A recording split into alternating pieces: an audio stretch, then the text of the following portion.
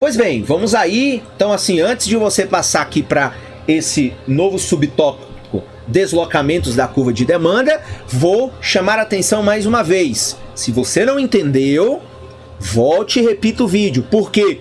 Porque nós agora vamos começar a adicionar mais variáveis e elementos à compreensão do funcionamento da curva de demanda, ok?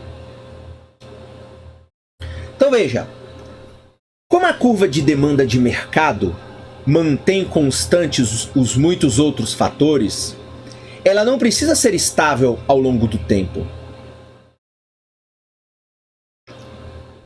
Se acontecer algo que altere a quantidade demandada a cada preço dado, a curva de demanda se deslocará. Então vou repetir aqui. Se acontecer algo que altere a quantidade demandada a cada preço dado, isso significa que a curva de demanda se deslocará. Suponhamos, por exemplo, que a Associação Norte-Americana de Medicina descubra que as pessoas que tomam sorvete regularmente vivem mais e são mais saudáveis. Essa descoberta aumentaria a demanda por sorvetes. A qualquer preço dado, os compradores passariam a desejar comprar uma maior quantidade de sorvete. E com isso, a curva de demanda se deslocaria.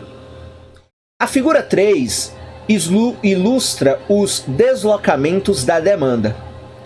Qualquer mudança que aumente a quantidade demandada a cada preço, como a descoberta imaginária da Associação Norte-Americana de Medicina, desloca a curva de demanda para a direita e é chamado aumento da demanda. Qualquer mudança que reduza a quantidade demandada a cada preço desloca a curva para a esquerda e é chamada redução da demanda. São muitas, portanto, as variáveis que podem deslocar a curva de demanda. E aí vamos agora ponto a ponto. As mais importantes variáveis que até o momento nós a mantivemos nas condições ceteris paribus, ou seja, tudo constante, a gente só altera preço. São várias coisas que podem alterar, variáveis que podem se modificar e que, consequentemente, modificam a nossa demanda por algum tipo de produto. A primeira e mais clássica é a renda.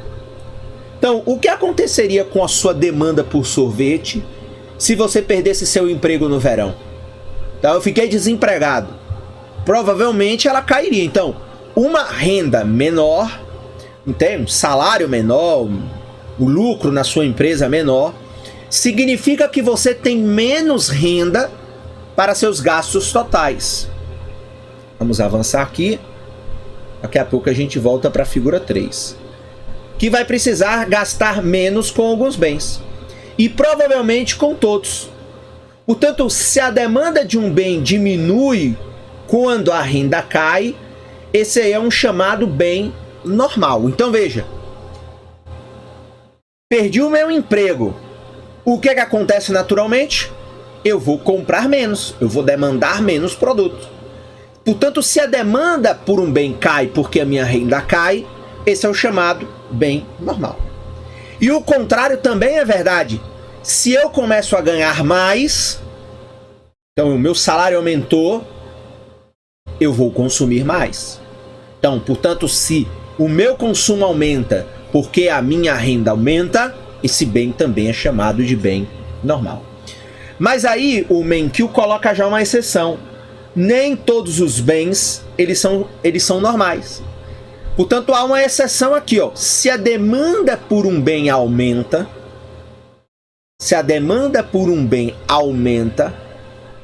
quando a renda cai, o bem é chamado bem inferior. Um exemplo de bem inferior pode ser a passagem de ônibus. Se eu fico mais pobre, se a minha renda diminui, será menos provável que eu compre um carro ou tome um táxi. E é mais provável que eu compre mais passagens de ônibus. Então, veja só, vou repetir. Então, se eu ganhava 2.000 e agora eu ganho 1.000, eu não vou consumir, então renda caiu, consumo cai. Mas há produtos que o meu consumo ele aumenta, como é o caso aí do ônibus. Então, se a minha renda cai e o meu consumo cai, por exemplo, de combustível para moto ou de veículo, é porque o combustível, a moto e o veículo são bens normais. Mas o ônibus ele é considerado um bem inferior. Por quê? Porque à medida que a minha renda cai, eu vou comprar mais passagem de ônibus e vou usar menos carro, e vou usar menos táxi, vou usar menos moto. Basicamente, é isso. Vamos avançar aqui nas variáveis e depois a gente volta para falar da figura ali número 3. Preços de bens relacionados. Suponhamos que o preço do frozen iogurte caia. A lei da demanda diz que você comprará mais frozen iogurte. Ao mesmo tempo, você provavelmente comprará menos sorvete. Uma vez que o sorvete e o frozen iogurte são sobremesas geladas, doces e cremosas, elas satisfazem desejos semelhantes. Quando uma queda do preço de um bem reduz a demanda por outro bem, os dois bens são chamados substitutos. Os substitutos são frequentemente pares de bens que podem ser usados um no lugar do outro, como cachorros quentes e hambúrgueres, malhas de lãs e moletons, ingressos para o cinema e DVDs alugados. Então veja, esse aqui é um outro tipo de bem que pode existir na economia, que são chamados bens substitutos. Então veja, quando a queda no preço de um determinado bem reduz a compra de outro bem. Então, por exemplo, um exemplo que eu gosto sempre de dar, você tem a Coca-Cola e você tem a Pepsi. Dois refrigerantes de cola substitutos. Há quem diga que se você botar num copo os dois, você não consegue saber a diferença entre um e outro. Ainda que os mais viciados digam que isso não é verdade. Mas veja, são dois refrigerantes de cola de qualidade superior e de grande participação no mercado. Então, olha só. Se o preço da Pepsi cair, a quantidade de Coca-Cola comprada também vai cair. Por quê? Porque quem comprava Coca-Cola vai agora comprar Pepsi porque o preço da Pepsi está mais baixo. Então, quando o preço da Pepsi cai quando o preço da Pepsi cai e a demanda da Coca-Cola cai, esses dois bens são chamados substitutos. Por quê? Porque nós vamos substituir o consumo, ou nós vamos, ou conforme diz a teoria, a lei da demanda, dado que o outro produto que é igual está mais barato, eu vou passar a comprar mais dele e menos do outro. Ok? Então, não entendeu? Volta novamente o vídeo, porque esses conceitos são muito importantes. Então, a queda do preço de um bem, quando reduz a demanda do outro bem, isso aqui são chamados de bens substitutos. Agora outro bem, suponhamos agora que o preço da cobertura de chocolate quente caia. De acordo com a lei da demanda, você comprará mais cobertura. Mas neste caso, também comprará mais sorvete, porque sorvete e cobertura são frequentemente consumidos juntos. Quando uma queda do preço de um bem causa um aumento da demanda de outro bem, então veja, quando uma queda do preço de um bem causa o aumento da demanda de outro bem, os dois bens são chamados complementares. Os bens complementares são frequentemente pares de bens que são usados em conjunto, como gasolina e carro, computadores e softwares, e CDs e DVD e CDs e CD players. Aqui eu gosto desse clássico exemplo da gasolina e do carro. Vamos lá. O preço dos carros cai. O governo deu uma isenção de imposto que fazem os carros ficarem 50% mais barato. Então, preço do carro cai. O que é que diz a lei da demanda? Se o preço de um bem cai, nós vamos consumir mais carros, nós vamos comprar mais carros. E ao comprar mais carros, nós vamos também comprar mais combustível, mais gasolina. Portanto, a queda no preço de um carro ou dos carros faz com que ocorra um aumento do consumo de gasolina, porque serão mais carros nas ruas e, consequentemente, mais carros nas ruas exige mais consumo de gasolina. Então esse é um exemplo muito claro. Então, vários bens na economia, eles são consumidos de maneira conjunta. De maneira conjunta. E quando quando o preço de um desses bens que são consumidos em conjunto fica mais barato, nós tendemos a comprar este bem mais barato junto com aquele outro que faz parte deste consumo. Então isso aí é muito importante. É outro conceito. Então, até aqui, há 4 variáveis que podem fazer uma curva de demanda se deslocar e que é fundamental que você tenha bem em mente. Um bem normal, que é o bem para o qual tudo mais mantido constante, um aumento da renda leva a um aumento da demanda. Nós temos o bem inferior, que é o bem para o qual tudo mais mantido constante, um aumento na renda leva a uma diminuição da demanda. Então, um bem inferior. Quanto mais ricos nós ficamos, menos nós consumimos. Nós temos aqui o bem substituto, que são 2 bens para os quais o aumento do preço de um leva a um aumento da demanda pelo outro. O exemplo que eu dei da Coca-Cola e da Pepsi. E nós temos os bens complementares, aqueles bens que são consumidos em conjunto e que, consequentemente, a queda no preço de um pode levar ao aumento da demanda de outro. Portanto, um deslocamento de uma curva de demanda que não tem necessariamente a ver com o preço dele, tem a ver com o preço do outro produto que é consumido em conjunto. E há uma coisa também que desloca a curva de demanda que é subjetivo, que são os gostos. Porque quando a gente estava lá falando de preço, quantidade, nós estamos falando muito de questões um pouco mais objetivas, técnicas. Então o preço caiu. O preço caiu matematicamente. De 5 foi para 3 reais. Ou aumentou, de 10 foi para 50. Mas quando a gente fala de gostos, é claro que o que está envolvido aqui são hábitos. São questões subjetivas dos consumidores. Então, o mais óbvio determinante da sua demanda são seus gostos. Se você gosta de sorvete, comprará mais sorvete. Os economistas normalmente não tentam explicar os gostos, porque eles se baseiam em forças históricas e psicológicas que estão além do campo de estudo da economia. E aí você põe história, você põe questões culturais, você pode ter consumos por conta de hábitos climáticos e por hábitos geográficos, por aí vai. Então os economistas, entretanto, examinam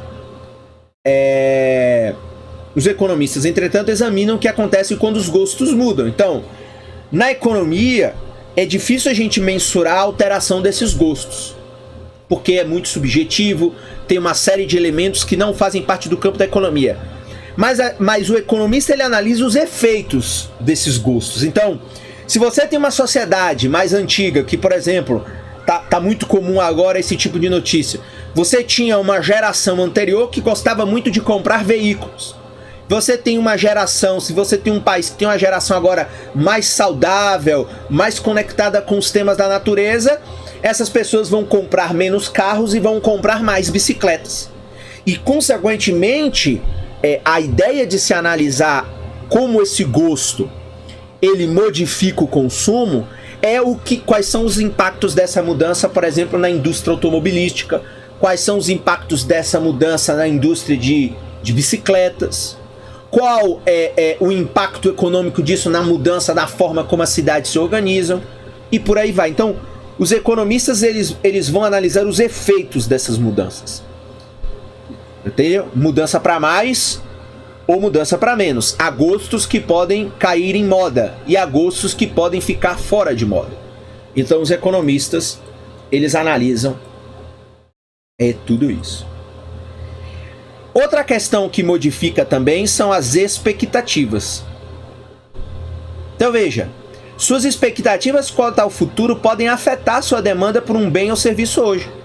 Por exemplo, se você tem a expectativa de obter uma renda maior no mês que vem, pode decidir economizar menos e gastar mais na compra de sorvete. Se você espera que o preço do sorvete diminua amanhã, pode estar menos disposto a comprar comprar sorvete ao preço de hoje. Então, as expectativas são coisas que os economistas pontuam que é fundamental levar em consideração, principalmente quando a gente fala do mercado agregado. Então a gente viu lá, o consumo da Catarina e o consumo do Nicolau gerou a demanda de mercado. Os economistas, eles gostam de analisar essa expectativa, porque muitas vezes a expectativa ela captura o comportamento de uma grande parcela dos consumidores que terão um impacto positivo ou negativo na demanda somada lá na demanda de mercado. Então a expectativa é uma coisa muito importante. Outra questão são o número de compradores. Além dos fatores mencionados anteriormente, que influenciam o comportamento de compradores individuais, a demanda de mercado depende do número desses compradores. Se Pedro se juntasse a Catarina e Nicolau como outro consumidor de sorvete, a quantidade demandada de mercado seria maior a cada preço e a curva de demanda aumentaria. Isto é, se deslocaria para a direita. Então, à medida que o número de compradores aumenta, digamos, compradores desempregados que passam a ter emprego, população que aumenta, migração ou fluxo de pessoas que aumenta, ou um acordo comercial que faz um determinado produto agora ser vendido em outros mercados. Tudo isso faz com que o número de compradores aumente. Aumenta individualmente, portanto, o consumo e, consequentemente, isso tem um impacto direto na demanda de mercado, fazendo com que, portanto, ela se desloque, neste caso, para a direita. Qual é o resumo, então, que nós temos aqui? A curva de demanda mostra o que acontece com a quantidade demandada de um bem quando o seu preço muda, mantidas constantes todas as demais variáveis que influenciam os compradores. Quando uma dessas variáveis muda, a curva de demanda, portanto, se desloca. A tabela 1 lista as variáveis que exercem influência sobre a quantidade de um bem que os consumidores desejam comprar.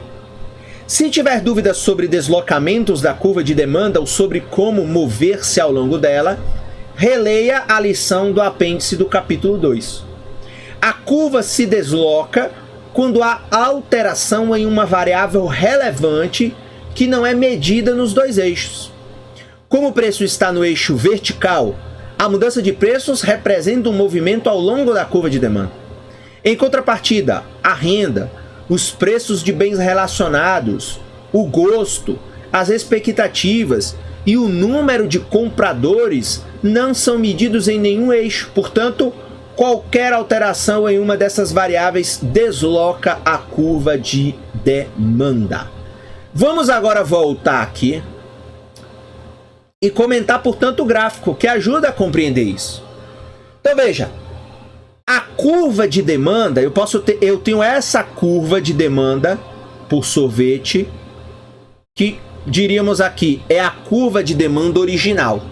Então, curva de demanda D1. Então, eu tenho quantidade de casquinhas, de sorvete de casquinhas, e eu tenho o preço do sorvete. Então, quando acontece qualquer alteração em outras variáveis além do preço, renda,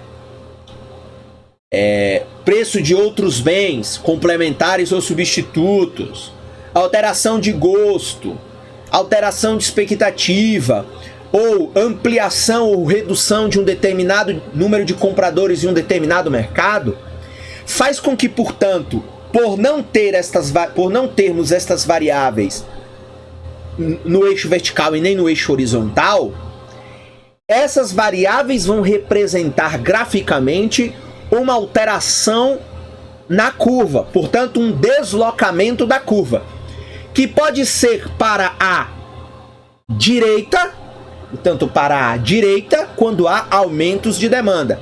O que esse movimento à direita quer dizer? Quer dizer o seguinte, que se você vier aqui, ó, mostra que a quantidade média de produtos será maior. O consumo aumentará, portanto, aumento da demanda. E deslocamentos para a esquerda e para baixo vão representar alterações em variáveis que vão fazer com que os consumidores, individualmente e consequentemente gerando efeitos na demanda de mercado, vão consumir menos produtos.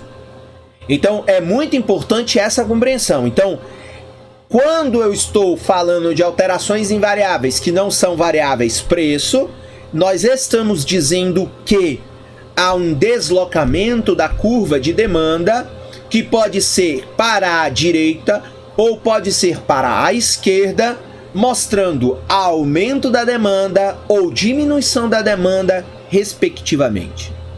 E aqui no livro diz o seguinte: qualquer mudança que aumente a quantidade que os compradores desejam adquirir a um dado preço, desloca a curva de demanda para a direita.